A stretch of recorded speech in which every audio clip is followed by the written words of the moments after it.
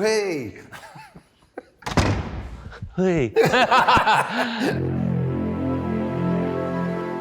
Were you always into boots as a kid, yeah? Yeah. Baggio Diodoras, remember them? Oh. Tongues. Maradona, Gaza, Hadji, Stoichkov, Baggio.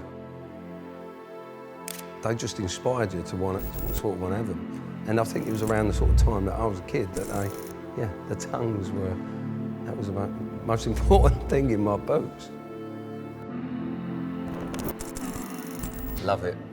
Didn't know you started at AC Milan. Mate, look at that. Oh, Milan. How are you, Bentos? I'm all right. Good to see you, mate. How are you? Yeah. It's always good seeing you. Oh, beautiful What's seeing you. You're looking very, just looking smart. Just well, looking a bit you know, you're dapper, looking well put together. Keep the summer colours going, huh? You're looking like you've really thought about it, but without thinking about it. So you've it's just worked. You throw it together. Just wake up like this. That's what I mean. Every morning, do you do that? Just wake up. Yeah. It's a process. Obviously, put my hair on. It's great. That's not going anywhere, is it? Go ahead, look. Anytime soon. It's magnificent. Me and Arteta, that's what we do. Yeah. So welcome to the boot room. Do you like it? I love it.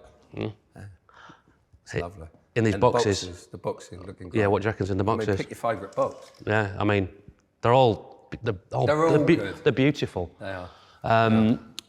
In the boxes are boots. Yes. Your boots. Be a surprise if it won't, wouldn't it? Wouldn't be a great show, would it? No, it wouldn't. But no boot room. So what we're going to do is we're going to have a meander, a maze up, Dave. Oh, we're going to have a little maze up through your career. A little maze up, a little trumpy weave.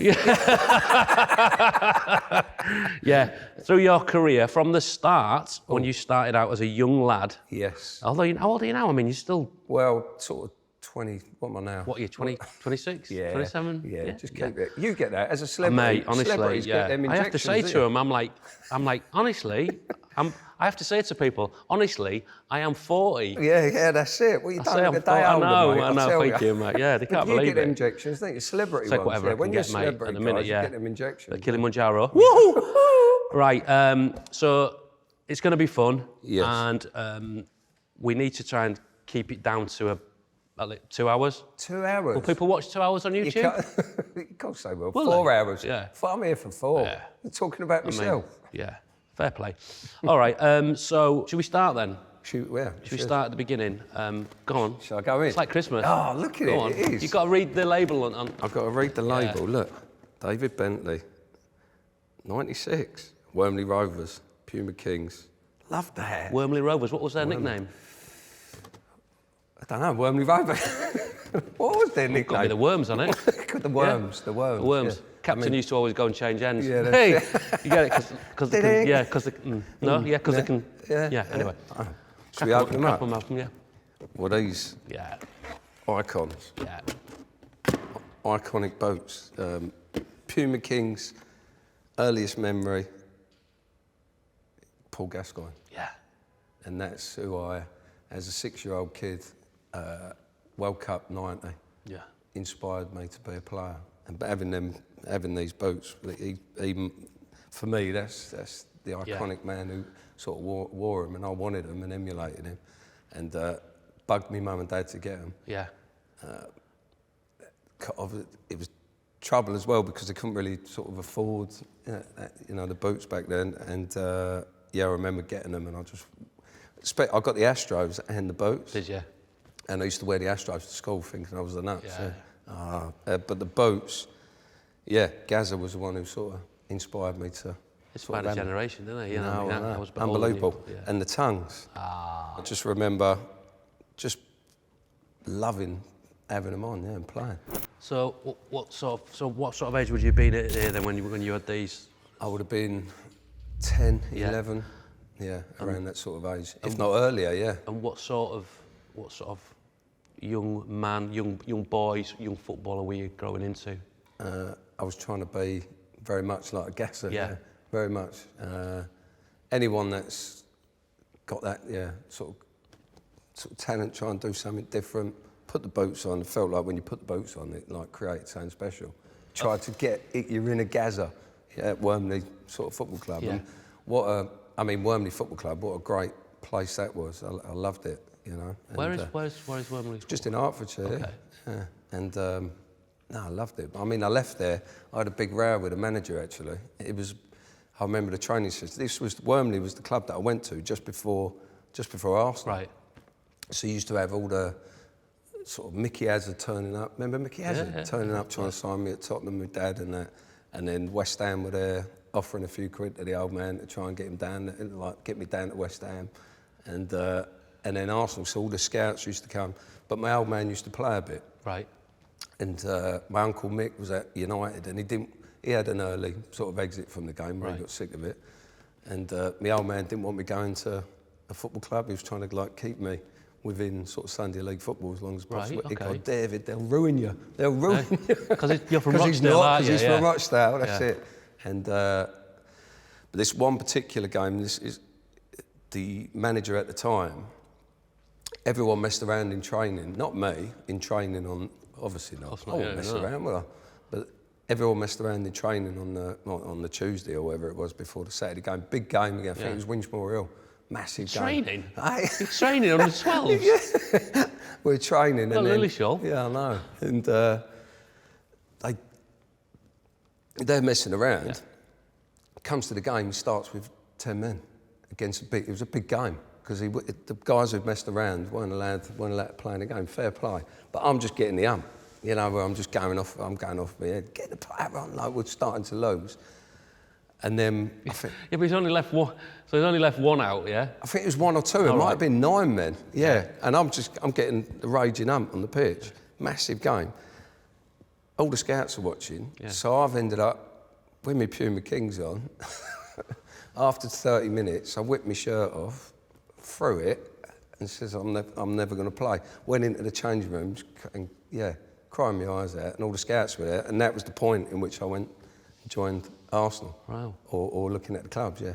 Old Liam Brady, remember him? I do remember Liam Brady, yeah. So he got me, after that sort of incident, was when it all started, yeah. He's done you a favour, really, He done me a favour, yeah. Strange tactics, though. It was. Did he go on to do great things in the game? No, he didn't, bless him. Great guy. What he's tried to do is show a bit of discipline and all that, but... He's trying to teach a life lesson, isn't he? No, but when you're that age as well, it was a big game. What was the score in the game? I think we ended up losing, didn't we?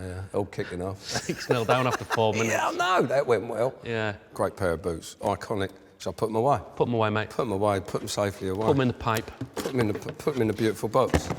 Lovely, all right. Let's just put them over there, mate. Is that all right, yeah? Oh, here we go. Got to have rules and regulations. You've got to have rules and regulations. Here you go. Kevin, it. Come on. Here we go. And you're on time. The Arsenal colours. Yeah. Ooh. David Bentley, the Gooners. Mizuno. Wave Cup, Rivaldo's. Mate, 2001. Get them out. Take a look at these. Oh, wow. Tongue again. Yeah. Oh, mate, this takes me back to that. I was wearing these boots when you only wore black boots. Right. You didn't have the colours that you got nowadays. Wearing white boots were, you'd have to have it. Managers, players, everyone hated anyone in white boots, but just having them on, I loved them, yeah. I was just, iconic boots. So... The reason why I wore them is to have, it was a bit of, what do you call it? There was a bit of banter about it. The fact that you could wear white boots, and I just loved bowling like around in them. To get the reaction. Yeah, get the reaction. And you just feel like you played better in them. You know, like when you wear plimsolls from school and you feel rapid. Never anyone else had that. You put plimsolls on and you turn it into Usain Bolt, didn't you? You just like that. Could have probably done with playing in plimsolls. Been a bit faster, but when you put them on. It's like putting your best shoes on before you go to the Oasis gig with your obviously celebrity mates and so on. It's like when you put on them your best gear. You're just like, I'm in the zone. Yeah, but so you've gone to Arsenal. Yes. And you've turned up at Arsenal with those on. I mean, you're basically kind of like you're saying this is me, aren't you? That's what you're trying to do. Yeah, you're just trying to create an edge, aren't you? And how did that? What was the reaction? Everyone loved it because I was doing a bit, You had to do a bit having them on, and I think it kind of encouraged your sort of led you to be able to, well, it did me anyway. But there was no issues in terms of like, People can't wear they're those calling showboating. Yeah. You should say stop showboating, because I had them on. I was like, you know, we was playing the whole at Arsenal. Yeah. Sort of just like get on the ball, white boots on, bosh. So what age are you at this point? I was probably around sort of 14, 15 age, yeah. And what was the chat around you then? Because you know, I know there was a lot of noise when you first like kind of came onto the scene, as it were. But do you remember like there being a lot of chat, a lot of noise, a lot of people? Were you aware of any of that, or were you just like a little bit, because at that sort of age I was playing because the England youth teams as well. Right. And the under-15s, they don't do it anymore, which I think they should do. Remember the Victory Shield? I do, yeah. I mean, that was how good's that? Like, you go back into school, like, unbelievable. It's like, but you're playing on sort of Friday nights live on Sky. Yeah. And you get all the build-up and, mate, all that. So with that, you're getting a bit of like the press or whatever. You remember the old magazines, like Match, Shoot, yeah, all that, yeah. And then it went on to like Zoo and Nuts, didn't it? Maybe that was a whole different maybe story. in your house, yeah. And we had all them sort of men's magazines, and they used to feature kids, you know, young players in it and so on in their sports section. But yeah, playing in the Victory Shield and playing under 16s, 17s, 18s, you sort of do sort of you get sort of good publicity off the back of it. I used to love all that. Yeah. You know, going away with England, like we went to Brazil once. Like, it was unbelievable. And I got sunburnt there, like bad. We were told not to. We were told not to sunbathe. It was a guy, I can't remember his name, John something. He's from Preston. And he was one of them as well. Couldn't sleep in the afternoon, you know. You're not allowed out in the sun, you'll get sunburnt. And we're just out there like that. And ended up getting sunburnt, Big lesson, you know, no sun cream. But it was like... Basics, mate. And we played a game I think Darren Bent was there, Glenn Johnson and all that. We played a game against a local team on Copacabana Beach. I loved it. But...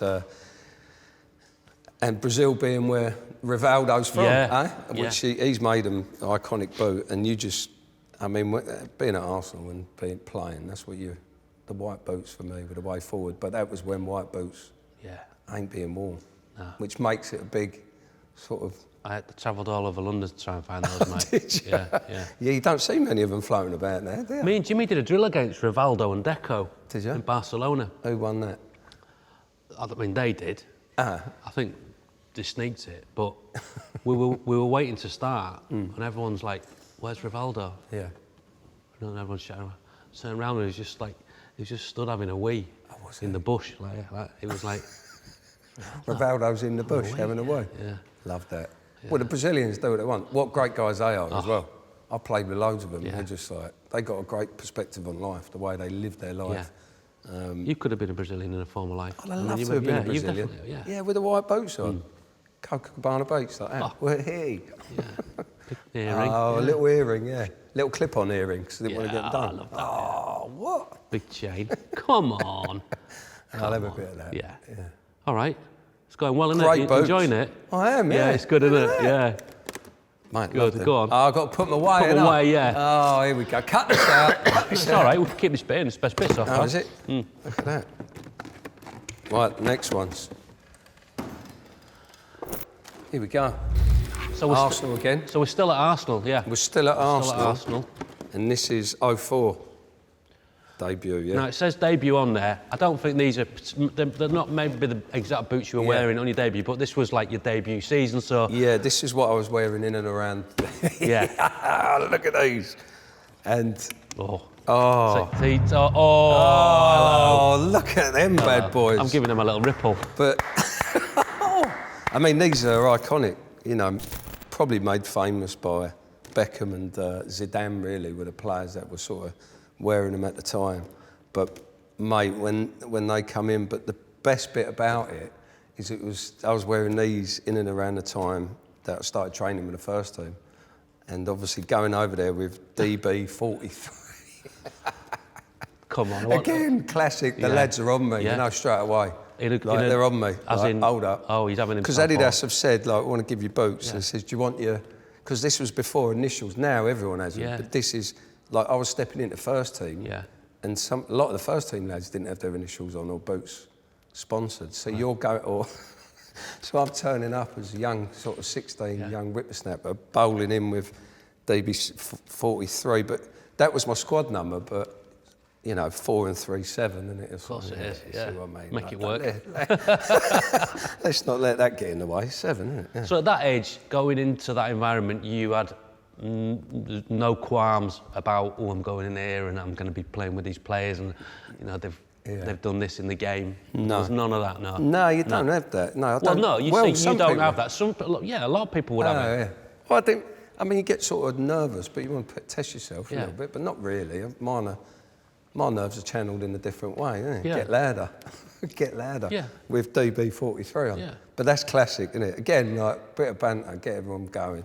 And then the lads obviously wanted to munch me because I'd have my initials on my boots. Yeah. You're having yourself with them, aren't you? Yeah, but what my point tongue is... again, tongue again. Yeah. My point is that, you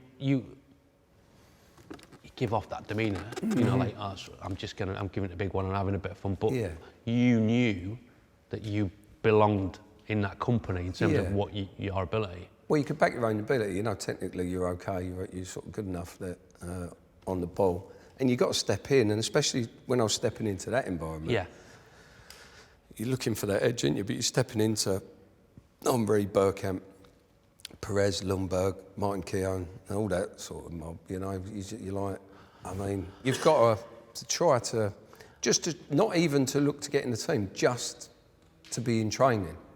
Yeah. Because that's the thing, you've got to show qualities that you can even be in at the level at that age to be able to train with them every day. Yeah. What was the step up from the training sessions that you've been having before? Mm-hmm. Massive. The intensity and the physicality of it. Especially because it was in and around that sort of invincible sort of years. And the physicality of them players were unbelievable. It was like, mate, big dogs, don't worry about that. Martin Keown. I remember, I tell this story before, but I remember in training, I sort of nipped in front of him, because I used to play for front man, didn't I? So I nipped in front of him, got a little sneaky header in, and I give him a bit of banter on the way back. What, like? They're getting on a bit now, aren't you? Like leave a bit on. Yeah. Which is, and then literally when I come to receive the ball, like shield it, he's grabbed me by and just ripped all my shirt. And I'm like, gaffer, And he went, get on with it. So I was training, But you get that physicality. But early days, you get black eyes and like elbows and stuff. It wasn't just me, it weren't picking up. No. But because you got that intensity, and Wenger used to set up the training sessions for that intensity, 7-a-side games, 7-a-side games, 7v7, 21 players, and then throughout the week it was just highly competitive. It was probably as competitive as the matches within the training sessions. So me stepping over these bring back great memories of that time when. But I also being in the youth team at Arsenal, which was one of the best youth systems in the world. At that point, they were getting the best players from all over the world. We had the best, I think it was Moritz Volz, best player from Germany, best one from Italy, best kids from Brazil. What an environment to sort of grow up in and then go connect to the first team. It was unbelievable, same again. So, I loved my time there. We were playing in, just every week. It was just a higher level of football, smashing everyone and playing like football the way it should be played. And that's the way the philosophy sort of ran that football club at the time was. And was Wenger hands-on as a coach, or was he... he was, highly sort of just all over the training session. He had Pat Rice and I think it was Bora, the other guy. I think he was South American or somewhere from there. But it was just, he was all over it, And it was just high intensity, physicality, it was unbelievable. When you look at that old team, obviously technically gifted, brilliant players, but you look at the sort of size of them and the physicality of them, you couldn't mess with them. Power. Yeah, power. So stepping into that environment, I loved it. Was Vieira there then? Yeah, Vieira was there. Oh, mate, he didn't mess around. Kicked me all the time. He loved leaving a bit on you. He's just big legs, wasn't when he came to the Premier League, Oh, it was like... powerful player. Absolute powerful machine. player. Yeah, it was a machine, but on the ball, rarely give the ball away. Physically got involved. Nobody could boss like him in the midfield. You know, him and Keno used to have that, didn't they? So then stepping into that environment with them boots on, I mean, you got to do a bit, didn't you? Yeah. Remember your debut? Yeah, Oxford. It was, I think it was FA Cup third round, and it was the day that Dennis Bergkamp scored his 100th goal, and that's the day that I got that shirt. So he's in. So he's at the time, not me or comparison. I used to play sort of role. I was number 10 off the front man. So obviously you get. They always link you to players that you sort of might be like, and Bergkamp was one of them growing up through the youth team.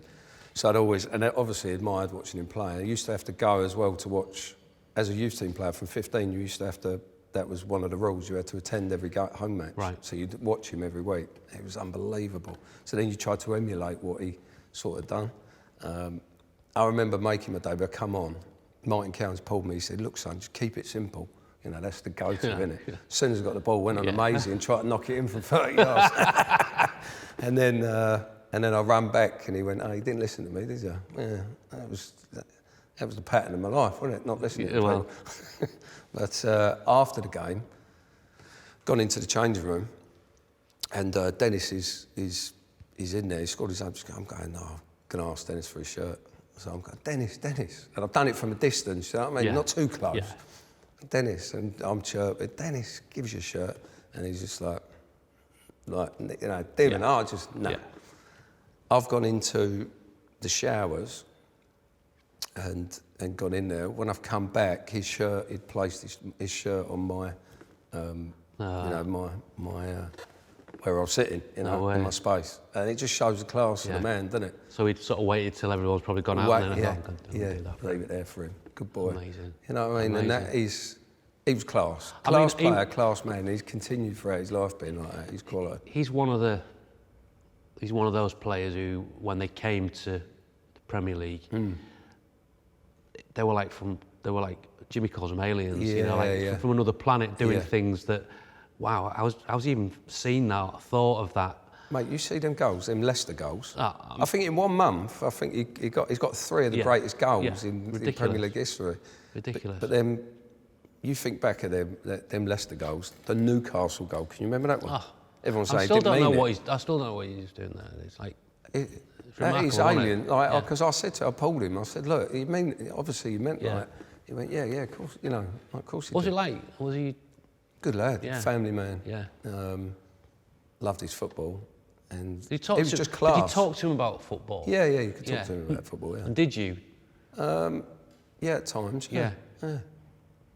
What do you want to... I love you. I love you, Dennis. Yeah, I love you, Dennis. I'm DB as well. I love your shorts as well. No, I'm just intrigued because when footballers talk to other footballers, they talk on another level. Mm-hmm. If you were sitting there with Dennis Bergkamp, you'd be talking about football on another level. It's like, my question to you would be, what was if you had to kind of pick one thing about Dennis Bergkamp that made him such an incredible player, what would you say it was? I think he was aggressive. Yeah, he was. He was aggressive, and I think that's what you need. Obviously, his technical ability was unbelievable, but I think his aggression, he was so. And I think you needed to be that, and especially in the Premier League back then, being aggressive, you had to be if you wanted to make a success of it. And certainly at Arsenal, he was aggressive. Yeah. Which is probably, you wouldn't say that. No, that's really interesting. No, but it's right, because he left his, he'd leave his foot in. He'd leave his foot in training. He'd leave his foot in. Yeah, he would. And you had to sort of muscle it about back then, like big centre halves, leaving a bit on you. I think his aggression, was a big part of what made him such a player. But it's like that. What about the World Cup goal? Mate, it was in America. Was it America? Yeah. When it came over. It's Argentina, wasn't it? Yeah, Argentina. What a goal. I mean, players, remember his Southampton one? They used to do this, I used to try and replicate it every day in training. Which is a Southampton one? So he did it a few times where he'd sort of... The roll out? No, no backlift, and just... He'd size up the player like that and then sort of flick it round them, top in. Okay, yeah. Well, he'd sort of pass it into the top corner. But there weren't many players that did that, like no backlift, and he'd just lift it. Unbelievable. Was he out? Did he stay out? Did he work on it? Yeah, he worked a lot. Yeah, and they all did. Yeah, they didn't stop. Training was it was intense, and they were always trying to better themselves all the time. But that's why the boys became invincible. That's why I couldn't beat them. They had the trademark finishes, didn't they? It's like Henry had that, the run, and then he sets it outside the post. That finish, and it's like. Well, I was there the day that I remember being, because we used to have a youth team players sit right behind the dugout. Yeah. Can you remember that goal where he chips it? The Man United one. Yeah. Chips it, bang. Yeah. I was right there looking down. He chips it, but he hits it almost as he's hitting one. So he doesn't like. He doesn't. I can't speak. It's me. Can't speak. I can't speak. Oh, please. It's all right. It's fine. Yeah, it's all right. It'll be all right. I'm just a bit over. It's like a DB43. I'm sitting here with you. I can't believe it. He scoops it, and it's it almost immediately. He doesn't scoop it and then wait for it, does he? He goes. It's unbelievable. But you got that. You got so many. You got Robert Perez the same. Just unbelievable quality players, but intense, unbelievable.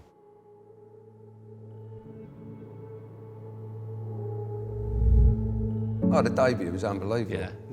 To make your debut, that's because you're always you're fighting every day, aren't you, to get noticed, to try and be in the team. The gaffer and then a couple of lads might get their opportunity before you, and then you have to go home and you're gutted, and then you get in the ump. Like, I just get the ump, Yeah.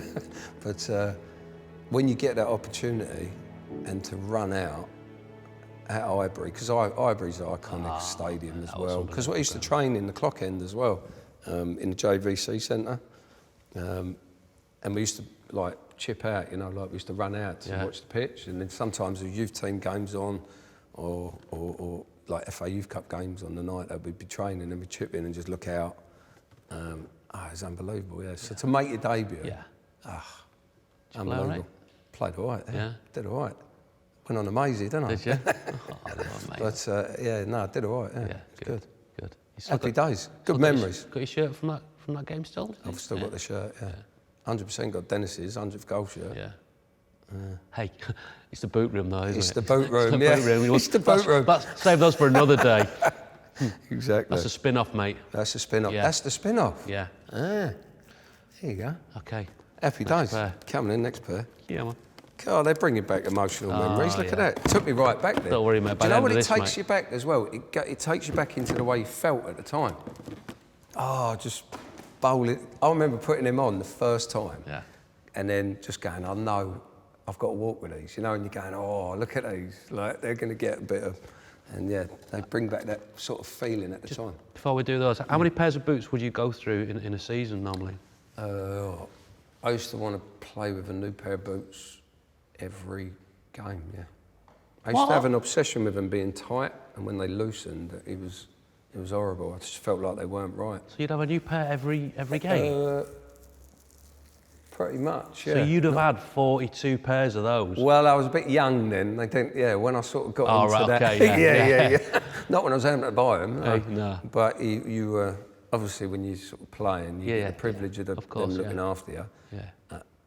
Right, Great. what a box that is. That's a good looking box. It is a good looking box. That's my favourite colour. Yeah, it's lovely that. Ain't it a nice colour? It's gorgeous. It makes you feel happy, doesn't it? Yeah, it does. Eh? Yeah. Put a bit of yellow in there, bosh, you're right, ain't you? Feel like you're on holiday. Eh? Hang on, you've not read. I haven't read it, no. No. All right, coming in. Look at that. Rovers. What was this? 2006, Yeah. Cool. Nearly 20 years ago now. Cool. Here they are. The Pumas. Was this your first big boot deal? It was Adidas then. Right, okay. Then Puma, all right. yeah. Puma come in with a big dollar, didn't they? got to go with the money, you Fenners. Oh, Sky Sports, wallop. So, that was, and put these on. But they were quite tough to wear, actually. Yeah. Because they're made out of, if you look at it, it wasn't the leather. fabric, aren't they? It was a sort of new fabric. They're I used to get kicked. Do you know what I'd call that? Like a ripstop fabric. Ripstop fabric. Yeah, you get jackets that are like ripstop. They just don't rip because they've got the little squares. It stops them ripping. Oh, That's right. why it's called ripstop. Yeah. But They were nice. They were light. They were light as well. That was the era when boots started to go a little bit more experimental and synthetic, didn't they? Using different materials. Well, that's when the market, as you can tell by these red boots, that's when black boots were completely, like, from that point in the 10 years they'd gone, and like they've gone on to pinks and yellows and purples and everything now, haven't they? But them boots were from a Blackburn. I started to wear them Blackburn. Yeah, but tell us about your time at Blackburn, because Unbelievable. your family's from Rochdale. They're it's from not far Rochdale. away. Yeah, so I were you like a Blackburn and Rochdale, all right? Well, my dad had trials at Blackburn because he was from Rochdale. Yeah, Right. played for Rochdale and Blackburn as a young sort of lad. What sort of player was he? He was a good player. He was midfield. Yeah, lefty he was. He was Okay. all right. All right, Yeah, little bruiser in midfield. Loved Nice. it. But going up there, all my family were there, and going. Eddie Ned's Vicky was there. He was my reserve team manager at Arsenal, so then took me up. Okay. So I initially went on loan for the sort of first until the January window, and then I signed full time. Right. And within the first 24 hours of signing, Man United at home under the lights at Ewood Park, and I got the hat trick. What, within the first 24 hours? First 24 hours. No. I swear. Oh. That's how you do it. Create moments. Love that. That's it. So I'm just buzzing. So we go out, and that team, Man United team, Ferguson, Ronaldo, Rooney, Zaha, Van Nistelrooy. Talk us through your goals. It was littered. And see, we haven't got the footage, but you can paint the picture, mate. Come on. So, signed, loved it. Going up to Blackburn, that initial loan period, loved it. Loved working under Mark Hughes, loved working under Eddie again. The lads were unbelievable, great bunch of lads. Banter was flying every day, Robbie Savage, mate, he was different level, just funny every morning. You know, you just loved going, you couldn't wait to get, I couldn't wait.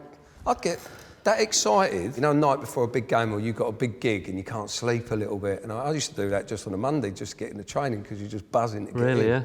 And there was all sorts used to happen, yeah. It used to all go off. The banter would fly everywhere. So was Sav like, was he like the mainstay of the dressing room? You had Robbie Savage, Dominic Matteo, Davey Thompson. It was just like a big, you know, Gary Flitcroft was the captain. Good football people. And good football people, yeah. Andy Todd, mate, you won't want to take a right hand off Andy, no chance.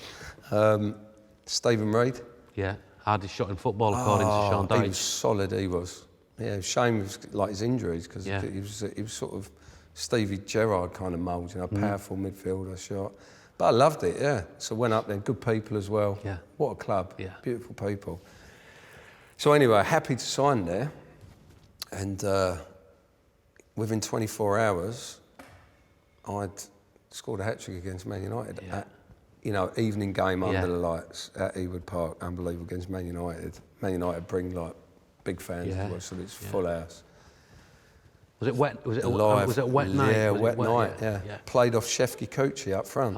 Rio centre half. Right. And played off the front man. And scored a couple of poachers' goal. Come talk us through them. Yeah. Go on. Well, Rio headed it on. He laid one on. He flicked it on. That's to worm it out of you, didn't I? Go on, Rio. Cheers for that. So he made a mistake at the back, and I sort of pounced on it the other side, and got a goal under Van der Sar. Great keeper, but not good enough there. And then the second goal was free kick. Remember Pedersen? Mate, he had a hammer. Talk about hammers. And he took a free kick. I think Van der Sar tipped it against the bar, and then I've done a nice little Bruce Lee. You're live, weren't you? I've gone Bruce Lee, bosh, and then megged him like through, and then the hat trick was Robbie Savage. I think Michael Grace clipped it down the line. Savs made the run, then flicked it back inside. I think it was Big G Nev at right back, wasn't it? Go on, the G Nev! You've done all of them, there. You, hey? Yeah. Have I got an England flag on here? Yeah. Sent him down the line. Robbie Savage has sort of left-footed, played it inside. I've gone, Vidic has tried to come over. Vidic, wallop, get out. and then just walloped it, half volley, sort of into the bottom corner. Or a volley kind of thing, yeah. Oh, it was... How many hat-tricks did you get in your career? It was only that one. Really, yeah? Yeah, at professional level. But unbelievable night for everyone, because all my family were there, you know. Full house, under the lights. Oh, it takes me back. It is unbelievable. When you get to play and you get to experience, only if you do it once, it is the best feeling in the world. Not all games are the same. Under the lights is, I'll say 12 o'clock kickoff's the worst game to have. Right. It's like, what's all this about? It's just not the same.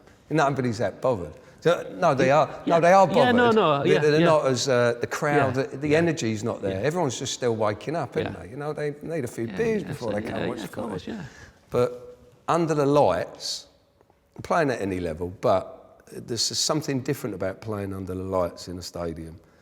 The atmosphere, the tension, the build-up. You've got to wait all day. Yeah. Oh, were you all right with that? Or... I loved it. Yeah. No, I couldn't. None of that sleeping in the afternoon. I couldn't do it. No. But anyone who could experience that once as a player, it's an amazing feeling. It takes me back to that night. That's where you just get buzzy about it. But every game like that, under the lights, is I think that's the one. I don't know.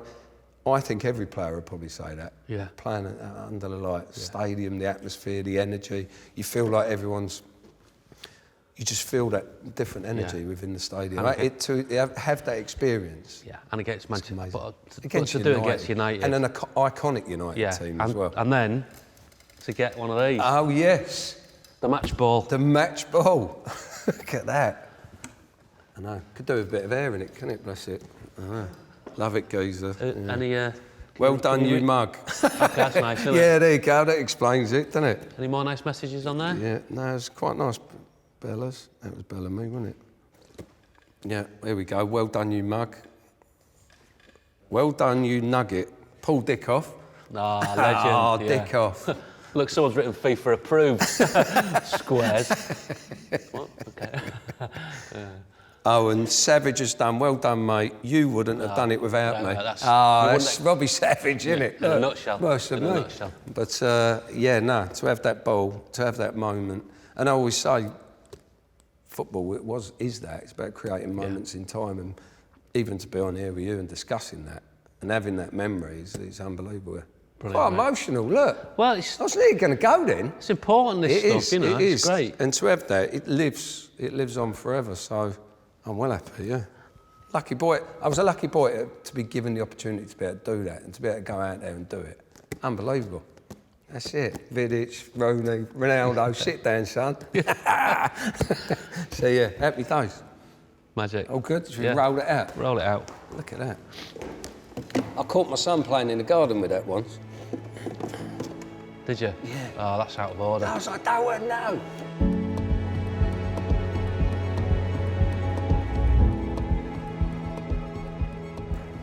Here we go. The white ones. See, I know what I'm doing there, don't I? Yeah. Yes. David Bentley, England. Puma Kings. Bosh. 07. So these are, Now, I've not seen this boot before. Yes. And I didn't know it was. Is it called a Puma King exec? Tongue again. So I wore these when I scored became the first English player to score at the new Wembley. Yeah. That's right. Yeah. I know. And again they were. Yeah, they're really nice boots. They're like just old. Even though they've got the colour and they're white, you know, that sort of leather, like beautiful boots. So they're a King, but they're like a they were sort of an advancement on a of Puma King, really, weren't they? Yeah. Nice. Decent moulds as well. Puma King exec. Puma King exec, yeah. So they've sort of livened them up a little bit, haven't they? But beautiful boot. And then, because I think, in that England game, it was under 21 first game, and then that's right. To score the free kick. Free kick against Italy. But yeah, I've talked about that as well. Yeah. I've done things for the sort of anniversary, because Right. obviously that another that's moment it. in Of course it time is, yeah. at the new Wembley. Because we're all getting told before the game, if you score today, you will be the first. Yeah. You know, everyone know. It's a queue of people for that free kick. So when I've got that free kick, get out, get off, I'm on it. Yeah, just knowing that, that moment to go and score a goal like that, to become the first player to score there, which is great. Yeah. You got 7 caps for England. Yeah. What was your kind of overall experience of being with England and joining up with the team? And because I can imagine from what you're talking about, your excitement and passion, like that. I mean, tell us what it was like when you got your first call up. First call up. So I pulled out the under-21 squad a year before. It was a year before, a few months, maybe 6 months before. Because it was a 60-game season. Mark Hughes had said, "You're not going to this under-21s tournament," and I pulled out of it. And it became a bit national. But he kind of pulled you out. He pulled me out. Yeah. I'd have gone, because I'd spent my whole Copacabana beach, wouldn't I, with all the lads. And me, I'd go, I want to go there. But Blackburn were just into remember the Inter-Toto Cup? Yeah, I do, It used to start at like end of June. Right. Like, it was an early start. So he's like, "Yeah, you're not going." But you can't go out publicly and say, "Oh, gaffers." Not at the time, no. So I phoned Stuart Pearce up and said, "Look, Gaffer, obviously you know what I'm like. I want to be in and around it, but I'm going to have to pull out because I just don't feel like I'm going to be physically capable of playing a tournament." So you have to make an excuse up, really? Pretty much, yeah. But that's weird, isn't it? Yeah. But this follows on, right? Right. So I do that. Within 24 hours, I'm public enemy number 1. It's gone everywhere. Talk Sport, it's all over everywhere, and it's all over the papers. I've let my country down and didn't want to go. And it was pretty. I remember hearing it. When you don't understand. Yeah, no, it was from mental. So it was 60 games. I know it's a bit different now, but back then, and I had to phone Talk Sport up. I went to my granddad's. He was living down in Spain, and remember, it used to be on Sky Talk Sport. Can you remember when it was on 9? It was on Talk Sport. Yeah. Because I think we got a phone call. It says, "You're getting caned on Talk Sport." Yeah. About. So I rang up. I think Carragher was on or something like that. I think I had a row with him about it. But I rang in, like, defend myself. Yeah. But yeah, no, it was pretty bad. But that led on to me 6 months later. So this is the thing, controversy will follow me around, even if I didn't create it myself. Well, you haven't... No, I know. Because anyone can see that Mike Hughes has pulled you out. Yeah.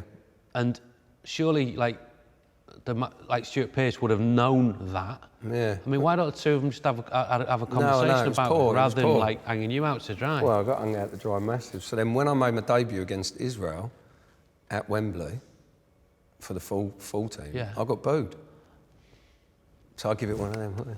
It was pretty gutting, yeah. It was quite, it's an emotional thing, it's poor.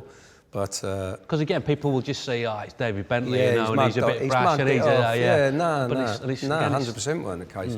Come off full commitment, but it was an awkward time. Yeah, it was a weird time. But joining up with the camp, amazing.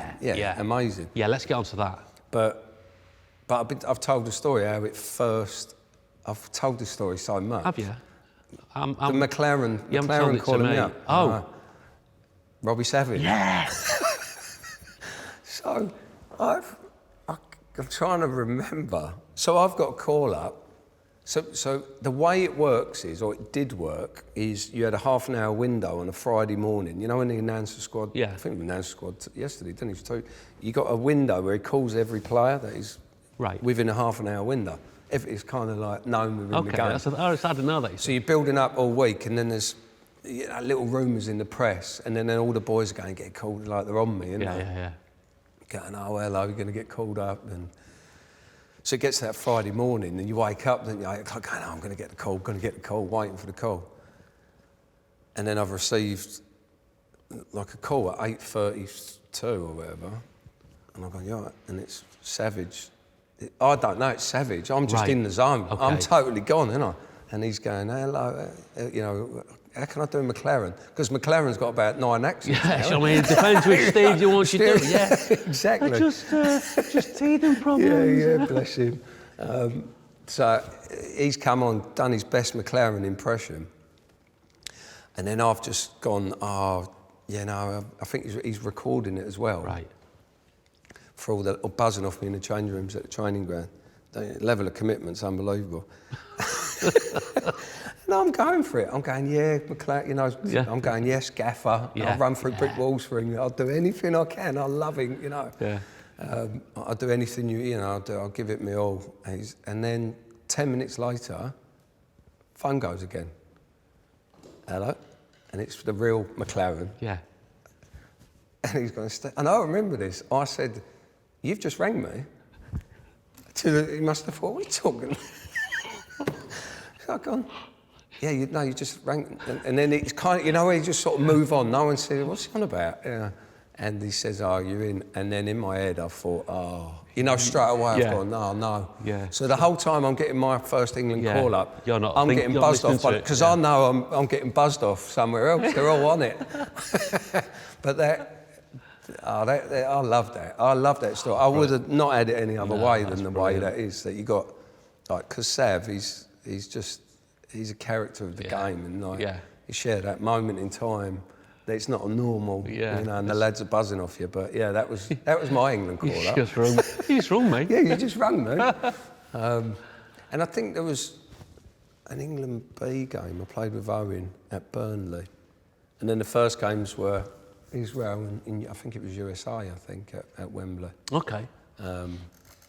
But loved every minute of it. Yeah, you know, stepping into England, loved it. Loved every minute of it. But the England camps, they were funny. Like under McLaren as well, because he had a guy called Bill Beswick, but he was a bit of a spiritual guy. Right. So yeah, there was a few unusual methods that were. You know, I think he's probably come in and tried to have, you know, how managers do. How can you change this and change that from what's been? But yeah, I mean, I sat in a few. He used to do these motivational sort of, you know, what do you call it? School, like, you know, classroom. Yeah. And I remember sitting there, and there was Lampard, Gerrard, Owen, and me having a lesson from this on England camp. Yeah, it's a bit bizarre, isn't it? No wonder it all went wrong. We didn't qualify. But yeah, you had some sort of weird methods, and I think they were trying to find different, because England would obviously lose, you know, or in that sort of, especially with the players that they had. Yeah. Just trying to find that extra trying to increment. find the edge, but I don't. Yeah, it didn't really work. No. I mean, sat next to play. Maybe it could have worked on me, the like young developing player. But yeah, I think he sort of might have lost the dressing room there. And then Capello came in, and he was a whole different sort of level. What an iconic manager and player as well. But for England, he couldn't speak the language, could he? No. You know, he couldn't speak the language, and obviously his methods. So again, I feel like it felt like it fell a bit. It fell a bit damp, yeah. When you talk about his methods. Pat. That's the iconic story. Strict yeah, he did things like cancel ketchup. Yeah. Which is, in the grand scheme of things, is a bit. You're already dealing with professional players. Yeah. And you can only eat when the captain sat down. Right. I think that's for, you know, it might work in it doesn't work that for England and English lads, you know, like you had to wait for JT to sit down. Yeah. Like he was just buzzing, wasn't he? And he'd be like, you know, he couldn't sit down. You know? Yeah. And I think he set rules, like we weren't allowed to leave the table until everyone's finished. Yeah. You know? Sounds like our house. Yeah. Who wants to live like that, eh? And then curfews at 10. I think it was 10 or half 9, and it was just... Yeah. Because when you're staying away with the lads, that was a good bit, you know, socialising at night. Yeah. You know, having a cup of tea or whatever, or whatever you had. Table tennis. Yeah, a few beers. McDonald's for the window. Yeah, McDonald's wallop. Yeah. Contraband coming in everywhere, wasn't there? Yeah. But that was the thing, like they didn't do very well there, because the windows were on ground level, weren't they? Right. Next to the car park. So it was just easy getting things in and out. Yeah. On the phone. So you stay at the Grove. Right, okay. But then I'm from that sort of area, you know, so anything. So you just ring up one of your mates and say, can you go and get us? Yeah, my mate used to he used to do bits and bobs for me, so like, And then all the boys would come in, give me their orders and stuff or whatever they wanted. But yeah, no, cancelling. It weren't as extreme as that. It weren't like really McDonald's. It was just like. But you made a good point there. You know, you're all professionals, top professionals. Who've got to where you've got by being disciplined. Yeah. You know, you're not all. You know, let's not buy into what the public think. Flash footballers and this, and they get given everything. It's like you're playing top level football. You've had to do some graft, and you've had to be dedicated. Yeah, because that story would have probably played on Saturday, met up on Sunday, where the game, probably first game's Thursday. Yeah. We're probably all written on. I don't know. Yeah, it wasn't like you were doing it. There's a disrespect, but yeah, Fabio he just couldn't speak English, which was, I think, that how can it's an impossible when you look back, and especially the team that they had under both. It was an unbelievable moment because Fenn had it, didn't he? And then it could have been sparked and could have probably won something with them players because unbelievable players. First goal at Wembley, mate. First goal at Wembley. There's only one person who can say that they scored the first goal for England in a competitive game. Oh, where we go. I thought we were down the last pair, but... Oh, look at him. I'm properly excited. Right. I'm excited because we've got one more before. I want to keep going, and these are... special. These are all right. These are special. These are beautiful. Let's get them out. Let's get them out. These are David Bentley Puma V1s. .08. I like that. What they call them? What have I called them? The boots have got a name. FourFour. Yeah. Oh, they're called the FourFours. Oh, the iconic game. The game. The game. Not the game. The goal. The goal. Yeah, the goal. But the game. I think we should have a little bit of music that plays as he puts those down. Yeah. Slow mo. No. Wow. Look at them. Yeah, unbelievable. Yeah. Would you have worn those since that game? Did you carry on playing in those? No. So you wore those, and so those studs and everything that are in them were the ones from that night. I mean, that's. Yeah, I know. That's amazing. How mental's that? But I mean, going into that's another. What a game! Iconic game to be a part of. You know, North London derby. There's no under the lights again. Yeah. Under the lights. And at the time, I'd signed under Ramos. Yeah. And then gone in, and it was a turbulent time because the club had sold Berbatov, Keno. Right. And then Ramos I thought he was the new Wenger. Sometimes I call him Benga. But he weren't the best. He wasn't the best. I mean, he went on to get a job at Real Madrid after that. But he was there for, I think it was a couple of months. It was only a couple of months. And then Harry come in and took over. And I think it was the second game of Harry's sort of management. And I think he come in, we beat Bolton and then went into the game. And it was a classic game. But the build-up, the difference between them sort of games as well is the build-up's different. Yeah. The build-up starts a couple of weeks before. So that every time you're in the streets, or you're with your mates, because all my mates are sort of Tottenham or they're Arsenal. So everywhere you go, people are on you. You know, they're asking you about this, who's playing, what do you think the team's going to be? You've got to be on it. You know, and it's a totally different feeling and energy and setup than any other sort of game. How long had you been at Spurs then?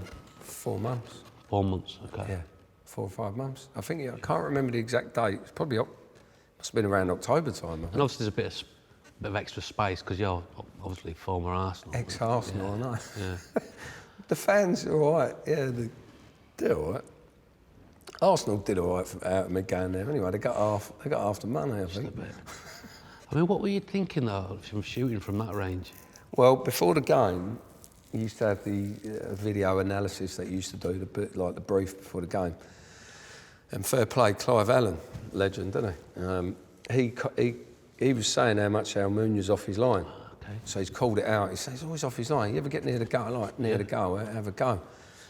So instinctively, that must have been in my head at the time. And then I remember it goes in.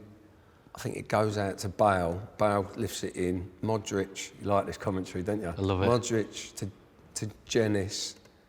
And Jenis sort of heads it back. There's a bit of a scale. Heads it back, and it's just dropping to me. And I just like, touch palm on it, it up, wallop, have that. Just what? Put a bit of swaz on Palm it up. Yeah, palm it up. Yeah. Little palm. Never heard that. Palm olive, whoa.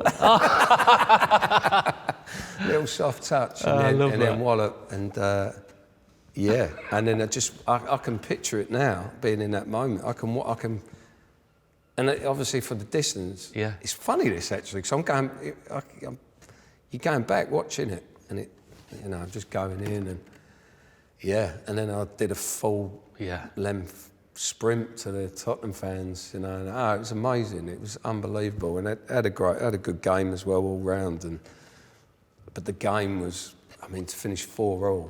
Yeah. It was an iconic game, really, in the history of like North London derbies, and then to score a goal like that in that moment, and then obviously coming through at Arsenal, and being part of the Arsenal sort of squad, invincible.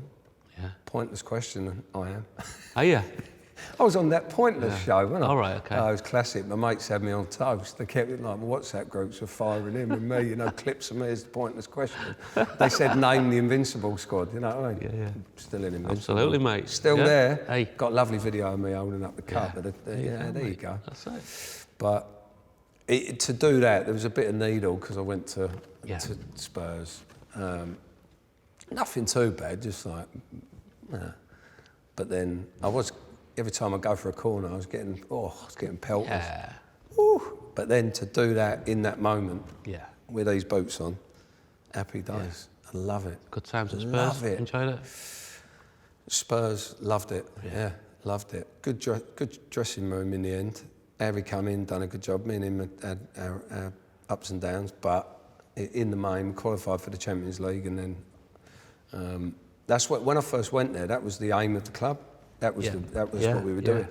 It was to come in, get us make that next step into the Champions League. Which was a big step for Spurs at that time, wasn't it? That was in their progression. That really was, because they hadn't done it before, and it was the value to a football club.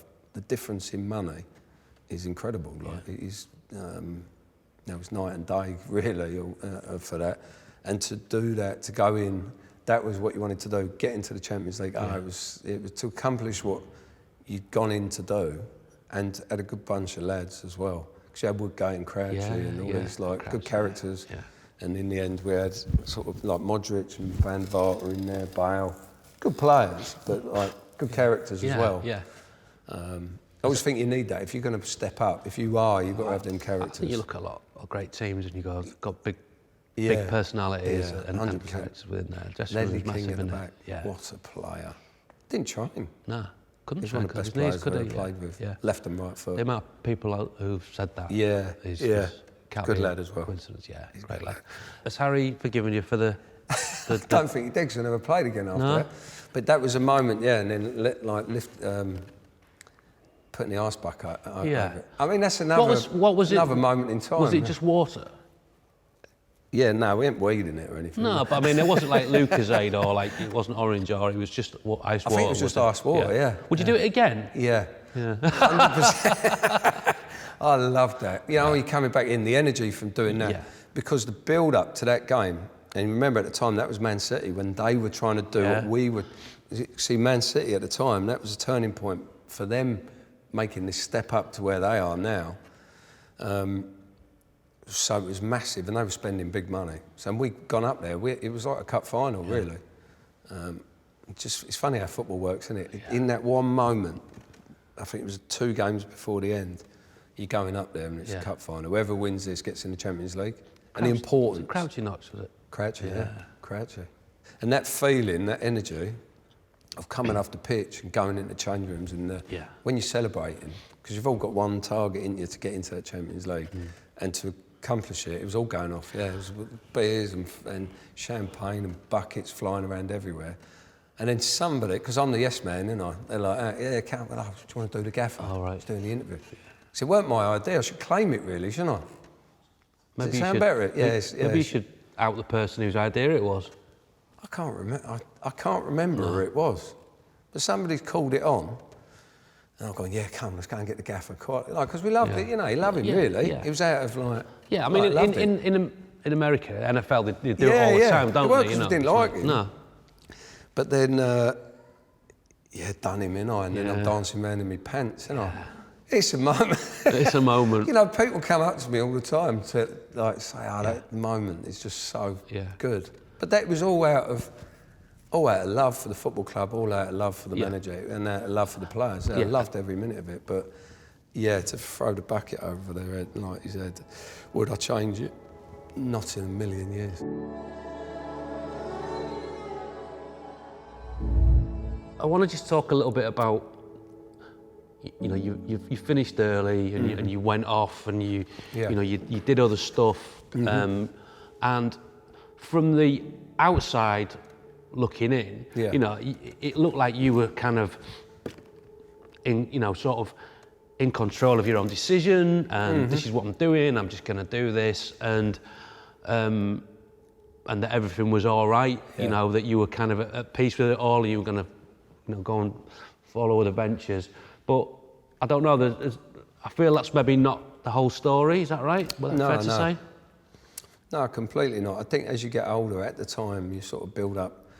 You put on that sort of barrier that it doesn't affect you. You know, like you didn't. At the time, it was after that period. I sort of took a loan, got involved in a relegation battle with Birmingham. Didn't really suit me being there. Then I went to West Ham. I really liked it there. I was under Sam Allardyce, but I did my knee. Right. I had a condyle defect in my knee, which put me out. And then I went over to Russia. Yeah. And then I went back to Blackburn.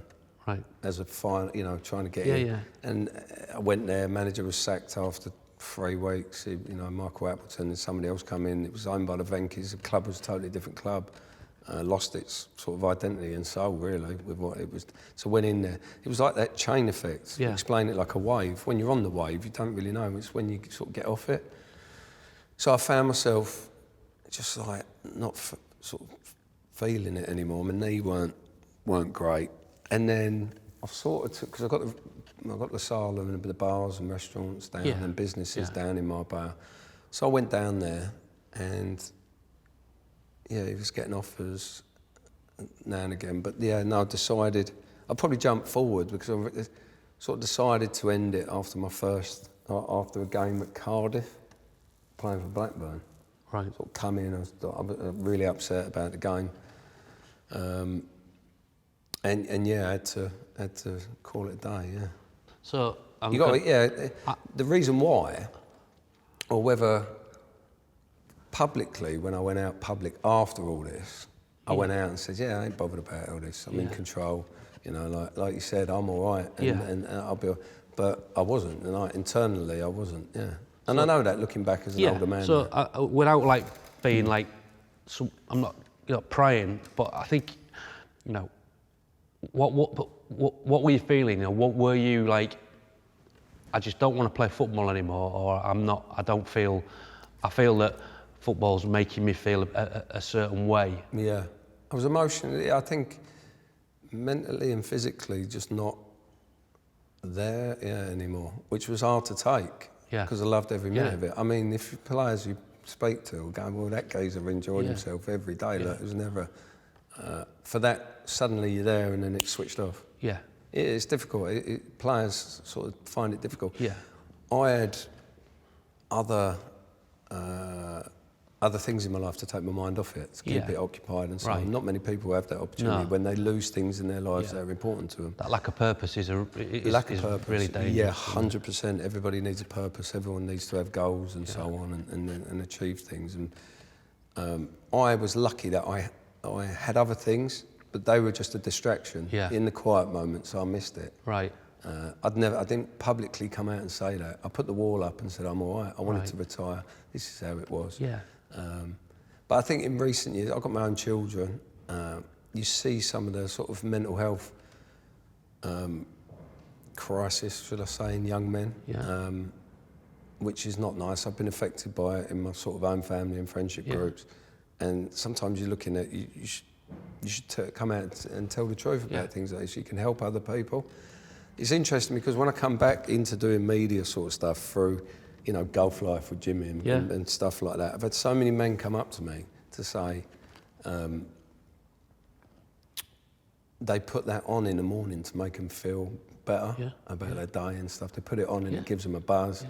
And some people like, it really helps me out. And that was the first time that you think, hold up a minute, you should come out and try to help other people. Yeah. That it's not. It is. It's huge. It's huge, and I don't think you can, you know, diminish the importance of it because people see.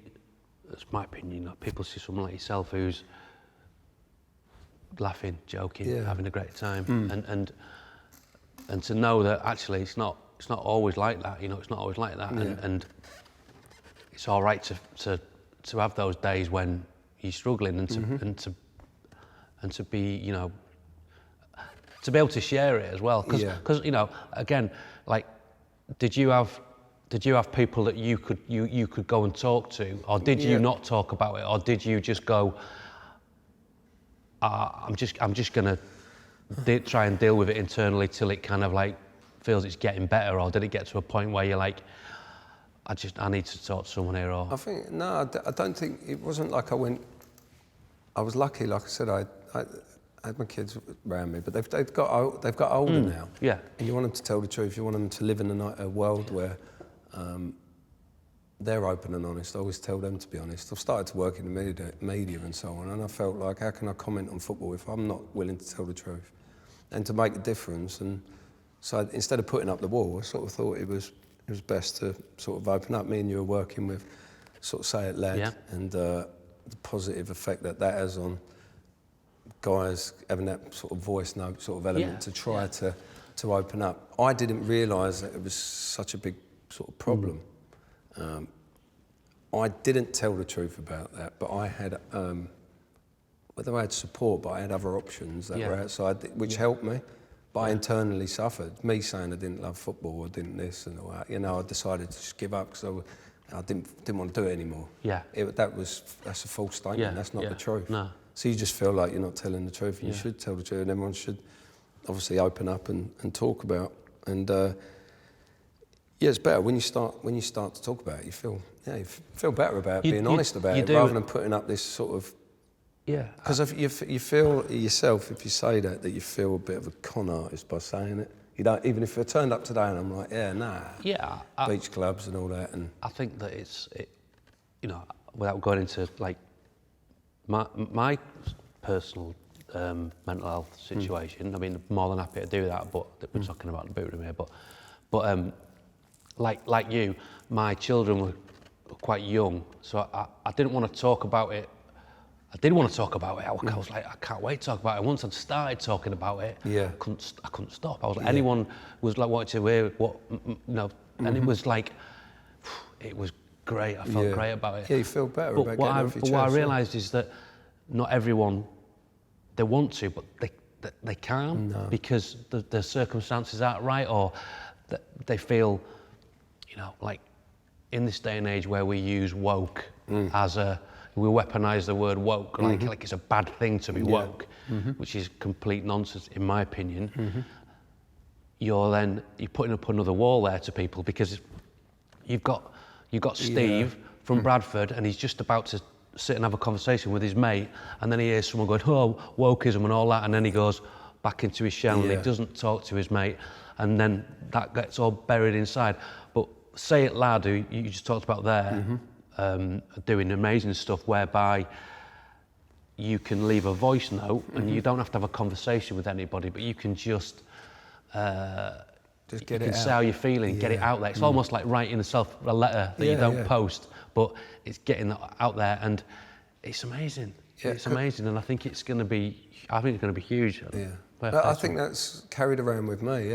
I didn't like it. Everyone that come across me was like, "Oh, you fell out of love with football," and it killed me because I wanted, and I didn't. I love it. Yeah. And it was a game that I loved, dedicated my whole life to, and then I have to carry it around as if I didn't. It's totally. So it totally changed the dynamics of my conversation. So I always felt like I was in a lie. Yeah. But then I wouldn't bring it up. Yeah. I would never talk about it. So like to come out and talk, to be open and honest about it. And I think it's. Which is surprising for me, looking at you, outwardly, and I know you know you pretty well, because I think you would always be like super honest and super frank about everything and how you're feeling. But it goes to show that you can't make those, cast those aspersions on people. No, 100%. Yeah. If someone can look at me and say, well, he still has a little like wobble now and again. I think that sort of, if that can help people, I'm willing to open up a lot more now and be honest. Top man. Top man. One pair left. One pair left. That was nice and deep, wasn't it? Hey. That's what we do on the boot room. See what we do on the boot room. Put the world to rights. Oh, here we go. Last pair. Last pair.